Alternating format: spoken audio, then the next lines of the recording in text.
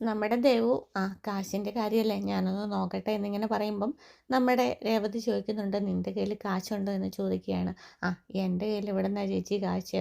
25,000 രൂപ പോയിട്ട് 25 രൂപ പോലും ഇല്ല. നമ്മുടെ അടുത്തുള്ള രുക്മിണി ചേച്ചിയുടെ അവിടെ നിന്ന് നമുക്ക് ചോദിച്ചു നോക്കാം. പലിശക്കല്ലേ, കുറച്ച് പൈസ നമുക്ക് എടുത്ത് നോക്കാമൊക്കെ ഇങ്ങനെ പറയുകയാണ്. അപ്പോൾ നമ്മുടെ രേവതി പറയുന്നുണ്ട്, പലിശക്കല്ലേ, അയ്യോ പലിശയ്ക്ക് വേണ്ട, നമുക്കറിയാലോ പലിശയുടെ കാര്യങ്ങളൊക്കെ. ചേച്ചിയുടെ കട കണ്ടെന്നാൽ അയാൾ 20ഓ 50ഓ ഒക്കെ തരുമെന്നിങ്ങനെ പറയുകയാണേ. നടക്കുമോടി, നടക്കും. എന്താണെങ്കിലും എൻ്റെ ചിന്താവിഷ്ടയായ ശ്യാമള അധികം ചിന്തിക്കാതിരുന്നാൽ മതി. പിന്നീട് നമ്മുടെ ചന്ദ്രമതി അമ്മ ചന്ദ്രമതി പൂക്കടയുടെ അങ്ങോട്ടേക്ക് വരികയാണ്. അപ്പോൾ ഒരാൾ ഇവിടെ ഇങ്ങനെ നോക്കി പതുമി നിന്ന് നമ്മുടെ പൂക്കടയൊക്കെ ശ്രദ്ധിക്കുകയാണ് കേട്ടോ. അപ്പോൾ ചന്ദ്രമതി അമ്മ ചോദിക്കും, ആരാന്ന് ചോദിക്കുവേ. അപ്പോൾ നമ്മുടെ പുള്ളിക്കാരനും ചോദിക്കും, ആരാന്ന് ചോദിക്കും അങ്ങോട്ട് തിരിച്ച്. ആരാന്നല്ലേ ഞാൻ അങ്ങോട്ടേക്ക് ചോദിച്ചതെന്ന് ചന്ദ്രമതി പറയുമ്പോൾ, ഞാൻ രാജേന്ദ്രൻ. ആരാന്ന് ചോദിച്ചാൽ പേരല്ലേ പറയേണ്ടതെന്ന് ചോദിക്കുന്നുണ്ടേ. നിങ്ങളെന്തിനാ ഇവിടെ കിടന്ന് ചുറ്റി കളിക്കുന്നത്, അതാ ചോദിച്ചത് എന്നിങ്ങനെ പറയുമ്പം, കട നോക്കിയതാന്ന് പറയുവേ. കട നോക്കിയതോ, ഇതെന്താ സ്വർണ്ണ മാളികയോ എന്നിങ്ങനെ ചോദിക്കുവേ. അല്ല നിങ്ങൾ ആരാന്ന് ചോദിക്കുമ്പം, ചന്ദ്രമതി എന്ന് പറയേ. ഈ ചന്ദ്രമതി ഫ്ലവർ ഷോ നിങ്ങളുടേതാണോ ഈ പൂക്കട എന്നിങ്ങനെ ചോദിക്കുവേ. പിന്നീട് കാണിക്കുന്നത് നമ്മുടെ രേവതി ഇങ്ങനെ വീട്ടിൽ നിൽക്കുമ്പോൾ ദേവുവിൻ്റെ കോള് വരികയാണ്. രാജേന്ദ്രൻ എന്ന് പറഞ്ഞ ആളിൻ്റെ കാര്യം എന്താ എന്നൊക്കെ നമ്മുടെ രേവതി ചോദിക്കുമ്പോൾ, രാജേന്ദ്രൻ പൂക്കടയിലോട്ട് പോയിട്ടുണ്ട് എന്ന് പറയുകയാണ്. ഞാനിപ്പോൾ തന്നെ അങ്ങോട്ടേക്ക് പോകാം എന്ന് പറയാം കേട്ടോ. പക്ഷേ അതിന് മുന്നേ തന്നെ നമ്മുടെ ചന്ദ്രമതി അമ്മയുടെ കയ്യിൽ രാജേന്ദ്രൻ പിടിക്കപ്പെട്ട് നിൽക്കുകയാണ്. പിന്നെ കാശ് കിട്ടിയാൽ ഞാൻ ഇപ്പം തന്നെ കാർ ഷോറൂമിൽ പോകും കേട്ടോ. ഞാൻ വിളിക്കാം എന്ന് പറഞ്ഞ് ഫോണൊക്കെ വെച്ചിട്ട് പെട്ടെന്ന് പോകാനായിട്ട് ഒരുങ്ങുവാണ്. എന്താണെങ്കിലും നമ്മുടെ രേവതി പൈസ എടുത്തിട്ട് ഇങ്ങനെ നിൽക്കുമ്പോഴത്തേക്കിനും നമ്മുടെ സച്ചി അങ്ങോട്ടേക്ക് വരികയാണ്. അന്നേരത്തേക്കിനും സച്ചി കണ്ടെന്ന് മനസ്സിലായപ്പോഴത്തേക്കിനും എന്താ ഒരു പരുങ്ങിക്കളിയും ചോദിക്കുക. എനിക്ക് മാർക്കറ്റിലൊന്ന് പോകണമെന്ന് പറയും കേട്ടോ.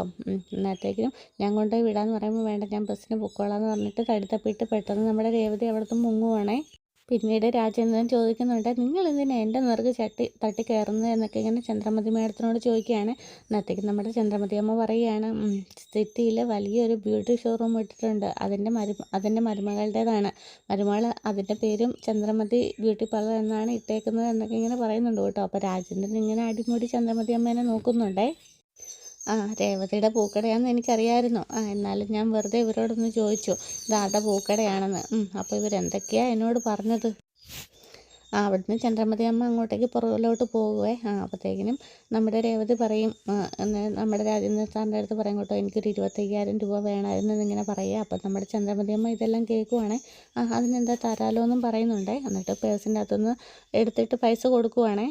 എന്താണെങ്കിലും നമ്മുടെ ചന്ദ്രമതി അമ്മ ഇങ്ങനെ മനസ്സിൽ വിചാരിക്കുന്നുണ്ട്, വലിയ ഓർഡർ കിട്ടി കൈ നിറച്ച് കാശ് വന്നതാണല്ലോ, പിന്നെ എന്തിനാ ഇവളിങ്ങനെ കടം മേടിക്കുന്നത് എന്നിങ്ങനെ വിചാരിക്കുന്നുണ്ട്. അതൊക്കെ ചിന്തിച്ചുകൊണ്ട് നിൽക്കുമ്പോഴത്തേക്കിനും നമ്മുടെ ഞാനിതിനകത്തെല്ലാം എഴുതിയിട്ടുണ്ട്, നീ ഒന്ന് വായിച്ച് നോക്കിയിട്ട് ഒപ്പിടാൻ പറയുന്നുണ്ട്.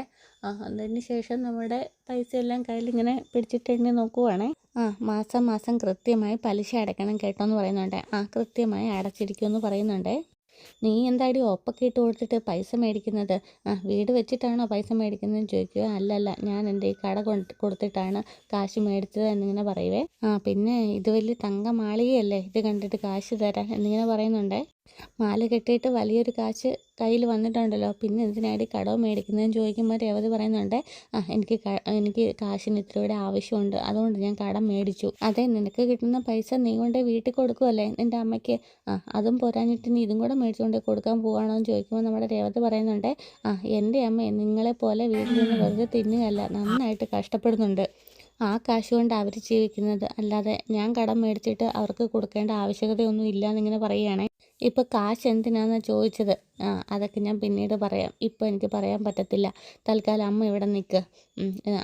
ഞാനിവിടെ നിൽക്കാനോ, എന്തിന്, ആരെങ്കിലും വന്നാൽ പൂമാല എടുത്ത് കൊടുക്കാനോ? അയ്യോ അതൊന്നും വേണ്ട, ഞാൻ വരാൻ കുറച്ച് ലേറ്റ് ആകുമെന്ന് പറഞ്ഞാൽ മതി എന്ന് പറയുവേ. എന്താ നീ പറഞ്ഞത്, നീ എൻ്റെ വീട്ടിലോട്ട് തന്നെ വരുമല്ലോടി, വെച്ചിട്ടുണ്ടെടി നിനക്ക് ഞാൻ എന്നൊക്കെ പറഞ്ഞിട്ട് കടയൊക്കെ നോക്കിയിട്ട് ചന്ദ്രമതി അവിടെ നിന്ന് അങ്ങോട്ട് പോവുകയാണേ. നമ്മുടെ രേവതി അവിടെ നിന്ന് അങ്ങോട്ടേക്ക് പോവുകയും ചെയ്യും കേട്ടോ, കാർ ഷോറൂമിലേക്ക്. പിന്നീട് കാണിക്കാൻ നമ്മുടെ ശ്രുതിയെ കേട്ടോ, പാർലറിൽ കസ്റ്റമർ വന്നിട്ടുണ്ട്. നീ എന്തിനാണ് ഈ പാർലർ വെച്ചുകൊണ്ടിരിക്കുന്നത്, നിനക്കും ഒരു പൂക്കട തുടങ്ങിയ പോരെ എന്നൊക്കെ ഇങ്ങനെ ചോദിക്കുന്നുണ്ട്. വല്ലപ്പോഴും വലിയൊരു ഓർഡർ കിട്ടിയെന്ന് പറഞ്ഞിട്ട് എപ്പോഴും കിട്ടണമെന്നുണ്ടോ എന്നൊക്കെ ഇങ്ങനെ ശ്രുതിയും ചോദിക്കുന്നുണ്ട്. അവൾക്ക് കിട്ടിയ കാശിൽ നിന്ന് അമ്മായിയമ്മയ്ക്ക് കുറച്ച് പൈസ കൊടുക്കുമെന്ന് ഞാൻ ഭയപ്പെട്ടിരുന്നു. അങ്ങനെ കൊടുത്തു കഴിഞ്ഞാൽ എനിക്കാ പ്രശ്നം. നിനക്കെന്ത് പ്രശ്നം പറ്റാനാ എന്നിങ്ങനെ ചോദിക്കുമ്പോഴത്തേക്കിനും നമ്മുടെ ശ്രുതി പറയുന്നുണ്ട്, പണക്കാരി ആയതുകൊണ്ടാണ് വർഷയ്ക്ക് ഇത്രയും സ്നേഹവും ബഹുമാനവും ഒക്കെ ആൻറ്റി കൊടുക്കുന്നത്. ഞാൻ മാസാമാസം ഇത്തിരി പോക്കറ്റ് മണി കൊടുക്കുന്നതുകൊണ്ട് എന്നെ ഇത്തിരി ഗൗനിക്കുന്നുണ്ട്. രേവതി കാശ് കൊടുത്തിരുന്നെങ്കിലേ അങ്ങോട്ട് ചാഞ്ഞേനെ ആൻറ്റി. ആളുകളുടെ കയ്യിലിരിക്കുന്ന പണം നോക്കിയിട്ടാണ് നിൻ്റെ അമ്മായിയമ്മ ആളുകളെ സ്നേഹിക്കുന്നത്. അപ്പം നമ്മുടെ ശ്രുതി പറയുന്നുണ്ട്, മണി മൈൻഡാണ് അവരുടേത്, ഒന്നും പറഞ്ഞിട്ട് കാര്യമില്ല. നീ എത്ര നാൾ ഇതൊക്കെ ഇങ്ങനെ മുന്നോട്ട് കൊണ്ടുപോകും? നീ മണിയും ദാസിനും പൈസ കൊടുത്തോ? ഇല്ല, കൊടുത്തിട്ടില്ല. അപ്പോൾ പറഞ്ഞ നുണയൊക്കെ ഇപ്പോൾ എനിക്ക് വിനയാവാൻ തുടങ്ങി. ഇതെങ്ങനെ മുന്നോട്ട് കൊണ്ടുപോകുമെന്ന് എനിക്കറിയത്തില്ല. പേടിയായി എനിക്ക്. എപ്പോൾ വേണമെങ്കിലും തൊലഞ്ഞു പോകും എൻ്റെ ജീവിതം. നമ്മുടെ ശ്രുതി ഇങ്ങനെ ആലോചിച്ചുകൊണ്ട് നിൽക്കുമ്പോഴത്തേക്കിനാണ് നമ്മുടെ ശ്രുതി അങ്ങോട്ടേക്ക് വരുന്നത്. ശ്രുതി ഉണ്ടോ എവിടെയും ചോദിക്കുക. ശ്രുതി ഉണ്ടെന്ന് പറയും കേട്ടോ. അന്നത്തേക്കിനും ഞാൻ ശ്രുതിനെ ഒന്ന് വിളിക്കുകയും ചോദിക്കുക. ഇപ്പോൾ വിളിക്കാമെന്നും പറഞ്ഞുകൊണ്ട് അവിടെയുള്ള ഒരാൾ ശ്രുതിനെ വിളിക്കാൻ വേണ്ടിയിട്ട് അങ്ങോട്ട് പോവേ. വലിയ സെറ്റപ്പായിട്ടുണ്ട്, കടയൊക്കെ കാണാൻ നല്ല രസമുണ്ട് എന്നൊക്കെ ഇങ്ങനെ മൊത്തത്തിലൊന്ന് നോക്കിയിട്ട് ശ്രുതി ഇങ്ങനെ മനസ്സിൽ വിചാരിക്കുകയാണ്. പെട്ടെന്നാണ് കാണുന്നത് നമ്മുടെ ഷോപ്പിൻ്റെ പേര് ഗ്രീൻ ബ്രാൻഡ് എന്നാണ് എഴുതിയേക്കുന്നത് കേട്ടോ. അപ്പോൾ ഇങ്ങനെ ആലോചിക്കുവാണ്, എന്തേ ചന്ദ്രമതി ബ്യൂട്ടി പാർലർ എന്നല്ലായിരുന്നോ പേര് വരേണ്ടത്? അപ്പോൾ ഇതെന്ത് പറ്റിയെന്നൊക്കെ ചോദിക്കുവാണേ. അപ്പം ഇതിനകത്ത് എന്തൊക്കെയോ പ്രശ്നങ്ങളുണ്ട് എന്നിങ്ങനെ ശ്രുതി മനസ്സിൽ വിചാരിക്കുന്നുണ്ട്. എല്ലാം മനസ്സിലാണ് പറയുന്നത് കേട്ടോ. അന്നേരത്തേക്കിനും വേറൊരാൾ വന്നിട്ട് ഇങ്ങനെ പറയുകയാണ്, ശ്രുതി മാഡത്തിൻ്റെ ഹസ്ബൻഡ് വന്നിട്ടുണ്ട് എന്നിങ്ങനെ പറയുവേ. അന്നേരത്തേക്കിനും ശരി ഞാനിപ്പോൾ വരാമെന്ന് പറയാമെന്ന് പറയും കേട്ടോ. അപ്പോഴത്തേക്കും നമ്മുടെ കൂട്ടുകാർ ചോദിക്കുകയാണേ, നിങ്ങൾ എന്ത് മണ്ടത്തരമാണ് പറഞ്ഞത്? ശ്രുതിക്ക് നമ്മുടെ ബ്യൂട്ടി പാർലറിൻ്റെ ബോർഡ് കണ്ടു കഴിഞ്ഞാലേ എല്ലാം മനസ്സിലാവില്ലേ എന്ന് ചോദിക്കുമ്പോഴാണ് ശ്രുതിക്ക് പെട്ടെന്നൊരു ഞെട്ടലുണ്ടാവുന്നത്. പേടിച്ച് നമ്മുടെ ശ്രുതി ഇങ്ങോട്ടേക്ക് വരികയാണ് കേട്ടോ. കൂടത്തിൽ കൂട്ടുകാരിയുണ്ട്. അന്നത്തേക്കിനും ഇങ്ങനെ വന്ന ഉടനെ ശ്രുതിന്ന് ഇങ്ങനെ വിളിക്കും കേട്ടോ. പേര് ഇതെന്താ ഇങ്ങനത്തെ പേര്? എൻ്റെ അമ്മയുടെ പേരിലായിരുന്നു എന്ന് ചോദിക്കുവേ.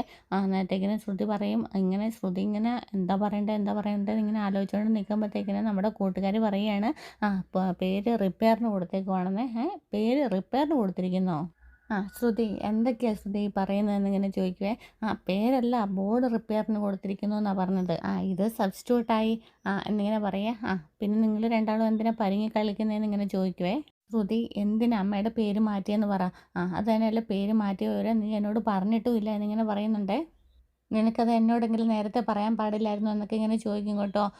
അത് തന്നെയല്ല, അമ്മ നാഴിക്ക് 40 വട്ടം എല്ലാവരോടും എൻ്റെ മരുമകൾ എൻ്റെ പേരാണ് ബ്യൂട്ടി പാർലർ ഇട്ടിരിക്കുന്നത് എന്ന് പറഞ്ഞുകൊണ്ട് നടക്കുകയാണ്. നിനക്ക് എന്നോടെങ്കിലും ഒന്ന് പറയാൻ വയ്യായിരുന്നോ എന്നിങ്ങനെ ചോദിച്ച് ശ്രുതി ഒച്ച വയ്ക്കുകയാണേ. കുറച്ച് നാളുകൾക്ക് മുന്നേ ഗ്രീൻ ബ്രാൻഡ് എന്ന് പറയുന്ന ഒരു കമ്പനി തന്നെ നോട്ടം ഇട്ടിരുന്നു. അപ്പോഴത്തേക്കിനും അതിന് അങ്ങനെ ചെയ്ത് കഴിഞ്ഞപ്പോൾ നമ്മുടെ കമ്പനിയാണ്, നമ്മുടെ ബ്യൂട്ടി പാർലറാണ് ഈ രാജ്യത്തെ ഏറ്റവും കൂടുതൽ നല്ലതായിട്ട് നിൽക്കുന്നതെന്ന് അവർക്ക് മനസ്സിലായി. അങ്ങനെയാണ് അവരെന്നെ നോട്ടം ഇട്ടിരിക്കുന്നത്. അതിന് ഇപ്പം മുൻനിരയിലെത്തിയ സന്തോഷത്തിൻ്റെ ഇതിലാണ് എന്നൊക്കെ ഇങ്ങനെ പറയുക. അപ്പോൾ നമ്മുടെ അടുത്ത് നിന്ന് കൂട്ടുകാരി എടിക്കള്ളി എന്ന് പറയും കേട്ടോ.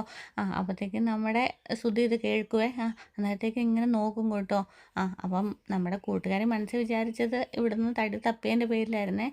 എന്താണെങ്കിലും ശ്രുതി കേട്ടെന്ന് മനസ്സിലായപ്പോഴത്തേക്കിനും നമ്മുടെ കൂട്ടുകാരി പറയുന്നുണ്ട്, എടിക്കള്ളിന്ന് കൂടെയുള്ള ബാക്കി എല്ലാവരും പറയുന്നുണ്ടായിരുന്നു എന്നിങ്ങനെ പറയുമായിരുന്നെന്ന് പറയുവാണേ. ഗ്രീൻ ബ്രാൻഡ് കമ്പനി നമ്മുടെ കമ്പനിയായിട്ട് മെർജ് ചെയ്യാൻ പറ്റുമെന്ന് ചോദിച്ചിരുന്നു. അപ്പോഴത്തേക്കിനും ഇങ്ങനെ നമ്മുടെ ശ്രുതി ചോദിക്കുകയാണ്, ഫ്രാഞ്ചൈസിക്ക് വേണ്ടിയിട്ട് നമ്മുടെ കമ്പനി മൊത്തമായിട്ട് അവർക്ക് കൊടുത്തോന്ന് ചോദിക്കുവേ. അപ്പം ഇത് ഫ്രാഞ്ചൈസിക്ക് കൊടുത്തു എന്നുള്ളത് നേരെയാണ്. അതിൻ്റെ ഒരു പാർട്ട്ണറുമാണ് ഞാനെന്നിങ്ങനെ പറയുകയാണേ. അപ്പോൾ നമ്മുടെ കൂട്ടുകാർ ചോദിക്കുന്നുണ്ട്, ആണോ എന്നിങ്ങനെ ചോദിക്കേ. ആണ് എന്ന് കൂട്ടുകാർ തന്നെ പറയുന്നുണ്ട് കേട്ടോ. അപ്പോൾ ശ്രുതി ഇങ്ങനെ ചോദിക്കുന്നുണ്ട്, എന്നിട്ട് നീ ഇതെന്താ നേരത്തെ എന്നോട് പറയാതിരുന്നതെന്ന് ചോദിക്കുമ്പോൾ നമ്മുടെ ശ്രുതി പറയുകയാണ്, ഇത് നേരത്തെ പറയണമെന്ന് വിചാരിച്ചതാണ്, പിന്നെ ഓരോരോ തിരക്കിൽ പെട്ടുപോയി, അതുകൊണ്ടാണ് പറയാതിരുന്നതെന്നൊക്കെ ഇങ്ങനെ പറയുന്നുണ്ടേ. പ്രോഫിറ്റ് കൂടുതൽ കിട്ടും ശ്രുതിയേട്ടാന്ന് ഇങ്ങനെ പറയുക. അന്നേരം നമ്മുടെ കൂട്ടുകാർ പറയും, ഓണർക്കെന്ന് പറയേ. അതിന് ശ്രുതി ഓണറല്ലേ എന്നിങ്ങനെ ശ്രുതി പറയും കേട്ടോ. അതേ ശ്രുതിയേട്ടാ എന്നിങ്ങനെ കൈയൊക്കെ പിടിച്ചിട്ട് ശ്രുതി ഇങ്ങനെ പറയുകയാണേ. അത് തന്നെയല്ല, ഞാനൊരു ഓണറാണ്, വേറൊരു മേഡും ഓണറാണ് എന്നിങ്ങനെ പറയും കേട്ടോ. പ്രോഫിറ്റ് കിട്ടും, അത് ഞങ്ങൾക്ക് രണ്ടാൾക്കും കൂടിയാന്നൊക്കെ പറയുവേ. തന്നെയല്ല, ഫ്രാഞ്ചൈസിക്ക് കൊടുത്തുകൊണ്ട് വരുമാനം കൂടി, കസ്റ്റമേഴ്സും കൂടിയിട്ടുണ്ട്, നമുക്ക് മുന്നോട്ടൊക്കെ ഒന്ന് ആലോചിക്കണ്ടേ എന്നൊക്കെ ഇങ്ങനെ പറഞ്ഞ് നമ്മുടെ ശ്രുതിനെ മയപ്പെടുത്തി എടുക്കുകയാണ് ശ്രുതി. നല്ല പ്രോഫിറ്റൊക്കെ കിട്ടുമെന്ന് പറഞ്ഞപ്പം മനസ്സില്ലാതെയാണ് ഞാൻ പേര് മാറ്റിയത് എന്നൊക്കെ പറയുമ്പം നമ്മുടെ ശ്രുതി പറയുന്നുണ്ട്, പേരിലൊക്കെ എന്താ കാര്യം, അന്ന് ഞാൻ പോട്ടെ എന്ന് പറയേ. അല്ല, ശ്രുതി വന്ന കാര്യം പറഞ്ഞില്ലല്ലോ. ഇല്ല, ഞാൻ വെറുതെ ഇതുവഴി പോയപ്പോൾ ഒന്ന് കയറിയെന്നേ ഉള്ളൂ എന്ന് പറയും കേട്ടോ. ഞാനിതൊക്കെ ഇപ്പം തന്നെ ചെന്ന് എൻ്റെ അമ്മയോട് പറയട്ടെ എന്നൊക്കെ പറഞ്ഞിട്ടാണ് നമ്മുടെ ശ്രുതി അവിടെ നിന്ന് പോകുന്നത്. സമാധാനമായി എന്നിങ്ങനെ പറയുകയാണേ. സമാധാനമായെന്നോ? നീ എന്താ ഈ പറഞ്ഞത്? നിൻ്റെ വീട്ടിൽ പോയിട്ട് പേര് മാറ്റി വിവരം പറയാനാണ് പോയേക്കുന്നതെന്ന് പറയുവേ. അപ്പോഴാണ് കേട്ടോ ശ്രുതിക്ക് വീണ്ടും തലയ്ക്ക് കത്തുന്നത്. അയ്യോ ഞാനത് വിട്ടുപോയി, നീ ഇവിടെ നിൽക്ക്, ഞാൻ വീട്ടിൽ പോകുന്ന സമാധാനിപ്പിക്കട്ടെ എന്ന് പറഞ്ഞിട്ട് ശ്രുതി പുറകെ പോവുകയാണേ. പിന്നീട് കാണിക്കുന്ന നമ്മുടെ രേവതിയും അതുപോലെ മഹേഷും കൂട്ടുകാരും എല്ലാവരും കൂടെ നമ്മുടെ കാറ് മേടിക്കുന്നിടത്തിരിക്കുകയാണ് കേട്ടോ. നമ്മളെല്ലാം ആഗ്രഹിച്ചതുപോലെ ആ കാറ് രേവതി സച്ചിക്ക് സമ്മാനിക്കുന്നതിന് വേണ്ടിയിട്ട് നമ്മുടെ എഗ്രിമെൻറ്റ് പേപ്പറൊക്കെ സൈൻ ചെയ്യുവാണേ. ലോണിൻ്റെ പേപ്പറുകളൊക്കെ ഞാൻ റെഡിയാക്കിക്കോളാം എന്നും പറയുന്നുണ്ടേ. നമ്മുടെ രേവതിക്ക് സന്തോഷമായി കേട്ടോ. എപ്പോൾ വണ്ടി എടുക്കാൻ പറ്റുമെന്ന് ചോദിക്കുവാണ്. അപ്പം നമ്മുടെ ഓണർ പറയുന്നുണ്ട്, പൈസ അടച്ച രസീതൊക്കെ കൈ കിട്ടിയല്ലോ, ഇനി ഇപ്പോൾ എപ്പോൾ വേണമെങ്കിലും എടുക്കാമെന്നിങ്ങനെ പറയുവേ. ഇനി നിങ്ങളുടെ വണ്ടിയല്ലേ, നിങ്ങൾ കൊണ്ടുപോയിക്കോളൂ എന്നൊക്കെ പറയുന്നുണ്ടേ. എന്താണെങ്കിലും അങ്ങനെ കാറ് സ്വന്തമായതിൻ്റെ ആഹ്ലാദത്തിൽ സന്തോഷത്തിൽ നിൽക്കുന്നിടത്താണ് ഇന്നത്തെ എപ്പിസോഡ് പൂർണ്ണമാകുന്നത്. അപ്പോൾ ചാനൽ ഇഷ്ടമായെങ്കിൽ ഷെയർ ചെയ്യാനും കമൻറ്റ് ചെയ്യാനും ഒന്നും മറക്കരുതേ. Okay, thank